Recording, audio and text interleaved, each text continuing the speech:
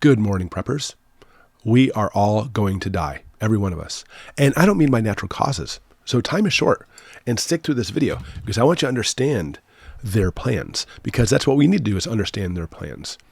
Okay, the scientific community wants us to believe that we're all going to die. And again, I'm not talking about by natural causes, nice ripe old age. That's not what we're talking about here. They want us to believe that certain things are in course, that we need to change things. If not, the whole planet of human species are going to be gone. When I was getting one of my undergrads, we actually had a guest lecturer come in, which is typical for academia. And this guy comes in and spends like an hour and a half, 2 hours talking about how he studied anthill populations, looked at their beginnings, their growth rates, exponential growth rates, getting to a certain point, making sure the colony starts raiding a certain area of a certain size. And then suddenly, once they actually exhausted that pretty much whole area, the food sources are practically gone. So the ant colony, the entire colony, will die. We may actually have a couple individuals that move off somewhere else, but the colony's dead. And he said, look, if you actually look at the exponential growth of the ants and humans, it's the same. So I'm sorry to say that you're all going to die very soon. And I went up and I was like, oh, nice lecture, just want to talk to you. And he was like, of course, I was just a kid at the time, early 20s. And he goes, I'm really sorry for your generation that's not going to make it. And I'm like, okay, this is just your opinion based on simply looking at exponents of ants, and humans are not ants. But scientific community disagrees. Okay? There's a division here that we need to see between, I think, what we look at as far as mainstream population in the scientific community. In fact, we can actually classify this even more as a division between people who believe in creation and people who believe in science. And I want you to understand that the two can, like a Venn diagram, can actually join together. Of course they can. I am both. I believe in creation and I believe in science. In fact, I believe that science verifies the creation. But you do have to be careful with that, because first off, I want you to understand, I'm not trying to push my beliefs on anyone. People all the time on the channel try to push their beliefs, and I will often delete them because that's not what this channel is about. I have my beliefs, you have your beliefs, welcome to the world, and we can respect each other. But I want you to understand, especially in this video, I'm not trying to push my beliefs on someone. You may be a complete empirical scientist and not have any beliefs in creation. What I say to you, welcome to the channel. Okay, and if you're completely believing creation and think science is garbage, welcome to the channel. We can be adults and get along. Okay, but you have to understand that just as I'm not trying to push my beliefs, you need to understand that people's beliefs in general, and here's the key, will skew their results. Now, scientists in themselves, when they actually do a study, will try to go down a certain direction, believing that, well, you know what, I think this is what's going to happen at the end, so I try to conduct experiments to see if that's where we go. A good scientist will say, you know what, I did the experiments and I was wrong. And that's okay. That's what science is all about, is trial and error and realize they may be wrong. By the way, a lot of people, especially in creation, believe that Charles Darwin was a bad scientist because, he went against the creation side and said, look, we have this theory of evolution, as he called it. But Charles Darwin was an excellent scientist. In fact, it's very interesting. He came out with his theory of evolution, and he looked at it as a theory, by the way. He didn't look at it as the fact of evolution, the law of evolution. He says it's a theory. But as time went on, I don't know if you know it, but Charles Darwin said very clearly, he goes, this whole theory of evolution is a load of garbage. He goes, we would actually find countless evidences around everywhere, and we can't find any. In fact, he even said, isn't it interesting how evolution has taken on a religion of its own? Interesting. Because we find that, well, you may actually have people put the word religion, think it's just people with creation side, but we easily have people with religion on the science sides too. Religion, I'm going to go and put it this way, is you simply believe things that you want to believe. That's my own loose definition, obviously. Okay, don't get hung up on the words. Don't get hung up on the categories. I want you to see this, though. We're going to look at creation and science. And I don't care what religion you have. Creation people typically believe that we were planted here on earth for a purpose, or created on earth for a purpose, but we're actually here by design. A lot of people even say intelligent design. And again, not trying to get into the religion aspect of it, but we're here for a reason. And there's evidence for this. There really is. But science people believe that we're actually here just by accident, that things happened to work out just right on this planet. It was just the right temperature and just the right atmosphere and just the right chemicals coming together in the soup of life, and boom, next thing we know, we have animals evolving on the planet.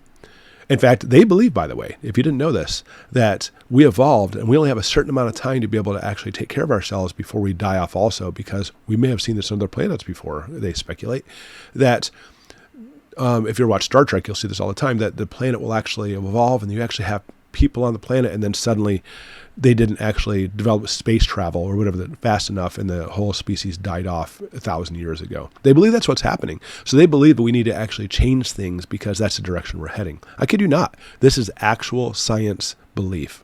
And that's a weird way of saying that, science belief.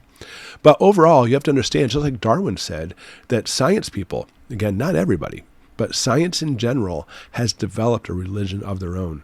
And they're actually trying to push everything in their direction of what they already understand, not what good scientists do. Now, just on the same note too, creation people have developed a religion on their own as well.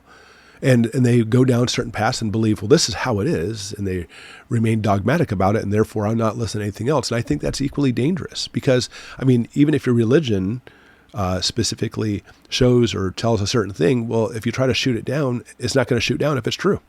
Right? So why worry about that? Don't be dogmatic about anything. And I always say that. Listen to everybody, but follow no one. Both situations are just as bad because the people already have their mind made up as far as the direction it goes. Okay, so all this is coming for a reason. So what's happening? In the world today, we're seeing a massive decline in the creation side. Lots of people are going away from creation. I don't want to say religious people because they're still around. A massive decline in creation and a massive increase in science. Okay, a massive increase in basically not believing that, but also believing in, well, we can figure these things out on their own. But the problem is that most religions by far actually have specific tendencies of ethics and morals with them too. And if this is on the decline, ethics and morals are also on the decline. We see that happening right before us. Okay. Also, we see a simultaneous increase in science thought with a lack of moral ethics, at least the morals and ethics that these people demonstrated. Okay. It's hard because, they may actually have certain morals and ethics that you may not agree with, but I think we actually have very specific morals and ethics that as far as mankind, we could actually adhere to, but we're not. We're seeing science increasing, lack of creation creation decreasing, and they don't have certain morals and ethics, especially what I call the sanctity of life. Okay, let me get into more about this. Let's look at this guy named Guy McPherson. Guy McPherson and the near-term human extinction. And by the way, this is not only him who puts this out. Right, I want to read this for you. Homo sapiens, mammals, cannot evolve fast enough to escape the current extinction crisis. He says mammals, well, I thought we already said Homo sapiens as far as humans go. Well, why do you do that? Because humans are vertebrate mammals. To believe that our species can avoid extinction, even as non-human vertebrates and non-human mammals disappeared, is a classic human hubris wrapped in a warm blanket of myth-based human supremacy. If we scroll down, it says there are a few reasonably well-known individuals who can be accurately described as climate alarmist. The most prominent is Guy McPherson. He decided in 2002 that climate change would drive humans to extinction by 2030. We don't have much time left.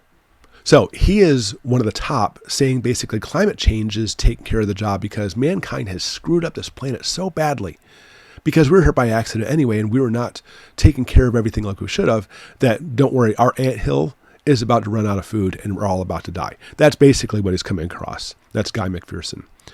But again, if you actually look at as far as understanding of creation goes, I mean, you may have to look at, well, there's actually a reason for all of this. But the science group doesn't really want to look at that. They want to look at simply just, oh no, we're all basically here as an accident. And this whole climate change thing, which is based on conjecture, by the way, basically models the fact that finally the earth is going to rid mankind completely, all of us. Conjecture, an opinion or conclusion based on incomplete information. And that's what I'm talking about when it comes to specifically climate change. Maybe there is climate change. Maybe it is caused by man. Maybe it is catastrophic enough where it's going to kill off everybody on the planet. But those are all maybes, aren't they? But the thing is, the specific scientists in that area push that so far that they believe that there's no maybe there. And therefore, guess what are they? They're a religion. I mean, actually, I'm going to add on to this. Not a religion, they're a cult. Okay, they literally, climate change people have developed into a cult. And this cult, by the way, has lots and lots and lots of finance. Why is it a religion and not a cult? Because people can be religious. They believe in following this and this and this, and they actually intermingle with people all day long. What is a cult? What do we kind of classify as a cult? This may not be the official definition. The whole group of people gets killed off. That's the science cult here. They literally believe that we're all about to die. So therefore they need to take drastic actions because their chosen ones, the elite, must carry on human survival. And again, they have a lot of finance and a lot of power. We're talking about presidents, prime ministers, royalty are all part of this WEF cultist belief that we're all heading in that direction science-wise. We're all going to die. So therefore, we need to do something. The world was put here by chance. And because we squandered that chance, we're all about to die off. Well, you know what? It's time to kill off the majority of the anthill. So that way what food is left, the very small amount of drones can actually still enjoy that food by serving the masters. That's exactly what's happening here. We're lucky to evolve. Therefore, there's no sanctity in life. Let's go ahead and kill them off. And they believe we have to change everything before we destroy ourselves completely. You know what? Kill off the majority. We see it, guys. We're starting to run out of food. We still have some time left. So it's time to kill off the majority of the population. So that way the food can sustain the worker drones and us elite. By the way, they've made no attempt to try to hide this at all. That is absolutely their plan. All right, they believe this, that they're actually willing to take all these actions just to keep mankind alive. And their answer is, of course, population control. They have a cult-like attitude where killing off the majority of the planet will save the planet. Guys, this isn't a bad thing, killing off most of the planet. It's going to save the planet and, more importantly, save mankind. Animals, by the way, sometimes do this on their own. Okay, so with this, we've seen the animal kingdom, like, for example, dolphins and baboons actually have it where sometimes they'll actually kill their babies if there isn't enough food or resources around. Interesting. So they believe that it's actually okay this because, you know what, just like Guy McPherson said, why did he start off with humans are no different as far as other vertebrate and non-vertebrate animals? Because he believes we're simply just another member of the animal kingdom, and it's okay to go ahead and kill all these people off, including just like the dolphins, baboons, killing off all the babies without even thinking twice about it, because it was all an accident in the first place. But they believe as far as the elite, they have the rights to do this. They believe they have the right to kill off the drones. Small amount of drones will actually stay and work, and their actions have already been started. They've been planning for a long time, but they're actually in progress now, and it's going to be very difficult to stop them. Why? Because they are a homicidal cult. That's the problem. They are a cult and believe that we are here by accident, and therefore, you know what? They deserve to live, and you don't. They're homicidal, and they have lots and lots of Kool-Aid.